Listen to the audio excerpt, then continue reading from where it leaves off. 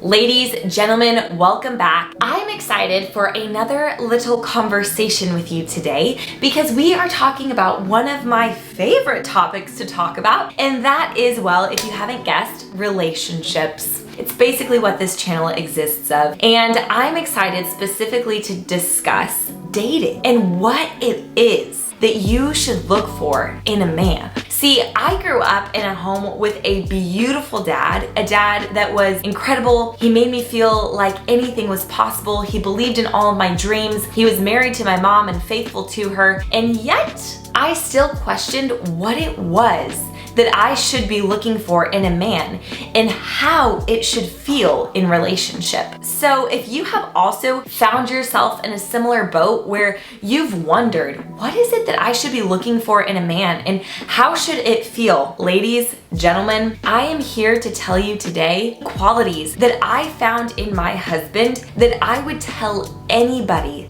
Look for this in a man. I remember someone telling me one time, look for the qualities in a man that you hope that your sons replicate one day. And when I look at Elijah, I am so thankful that that is the man that will one day raise and nurture the sons in our lives, because I want more men on the planet like him. So ladies, if you have found yourself like I was, wondering how it should feel in relationship and what you should be looking for in a man, if he has just a handful of these qualities, you are probably heading in the right direction. I'm ahead of the game this time and I've written some of these down so I don't forget them. So let's jump in.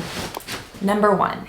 He makes my world feel massively big. He makes anything feel possible. When you're with a man that doesn't squash your dreams, but makes you feel like even more is possible in life, doing it together, that is an incredible quality. Number 2, he cares that I am enjoying life. I really think it is his life's mission to make sure that I am laughing and am filled with joy, that I am thoroughly enjoying the things that I'm doing in my life. In seasons when I have been discouraged, felt disconnected from the areas of my life that normally make me feel most alive, he's pushed me and challenged me to discover what is it that actually is making you feel most alive and to pursue those things. Number 3, he doesn't just care for me, but he cares for the people that I love most in my life. It's so key to look at how he doesn't just treat you, but how he treats others in your life also. Number 4, he's not afraid of hard conversations.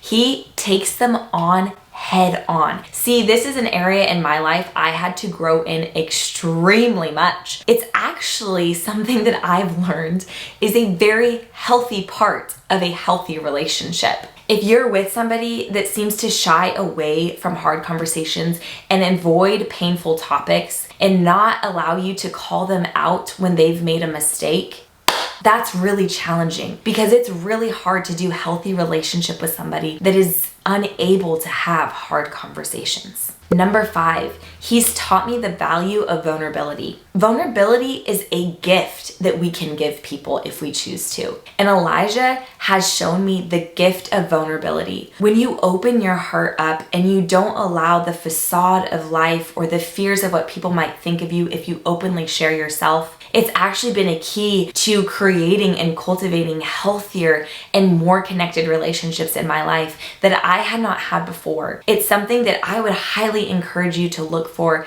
in somebody else. Are they able to open up their heart and allow you in? Number 6.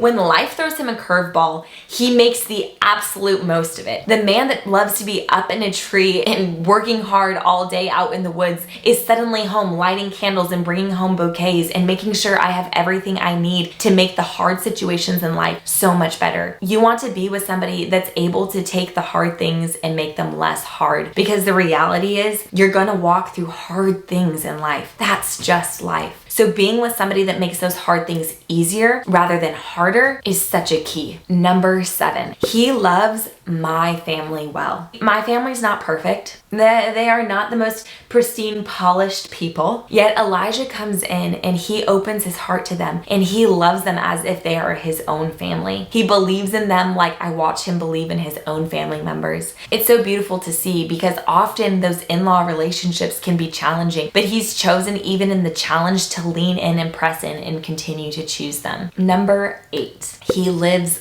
honest. He doesn't allow for shame to seep into his life and begin to rot at his relationships. He confronts things that are challenging, he confronts mistakes, and he owns them. It's created a culture in our relationship that feels safe, where it's safe to be honest with each other, that nothing is too scary, nothing is too hard, that we believe that no matter how challenging the circumstance we are in, we will figure out a way to get through the other side, because there's always hope. There's always hope. But being with somebody with that same value, with that same belief system is so key to cultivating that culture in your relationship. When Elijah has forgiven me, he's forgiven me.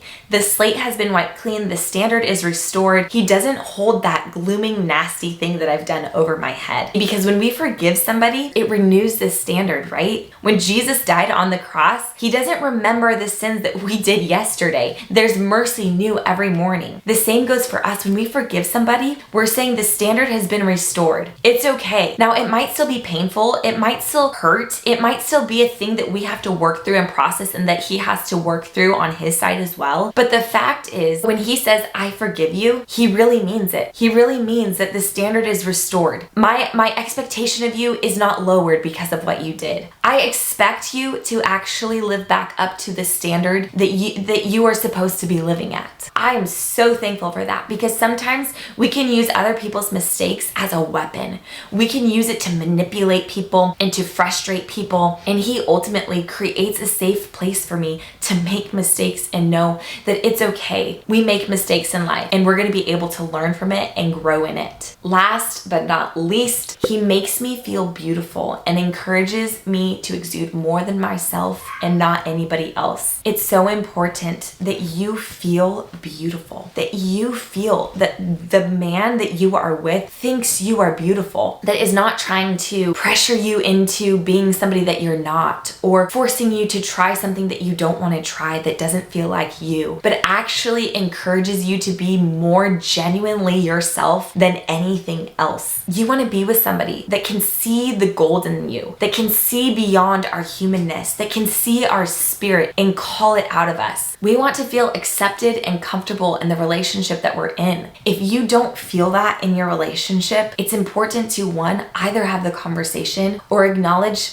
this isn't the one for me. This isn't how I want to feel in a relationship. If he's able to express how much he values you in a way in which you can feel it and receive it, oh, that will make for such a better level of connection. And sometimes it takes knowing and being able to understand actually how you feel most loved and how you feel most valued, because sometimes the other person is just trying to show us in a way that we actually don't feel it. So ladies, gentlemen, I hope this video was helpful for you today. I hope these qualities that I have found in my husband and how it makes me feel in relationship is helpful for you if you are on the journey of discovering it for yourself. Would you let me know in the comments below if this video was helpful for you? Give it a little like, and if you want to join in on the journey of talking about relational things and diving deeper into what it looks like to live in the fullness of our God-given design as women, then follow along on this channel. You can click subscribe for more videos like this, and like always, until next time, have a beautiful rest of your day.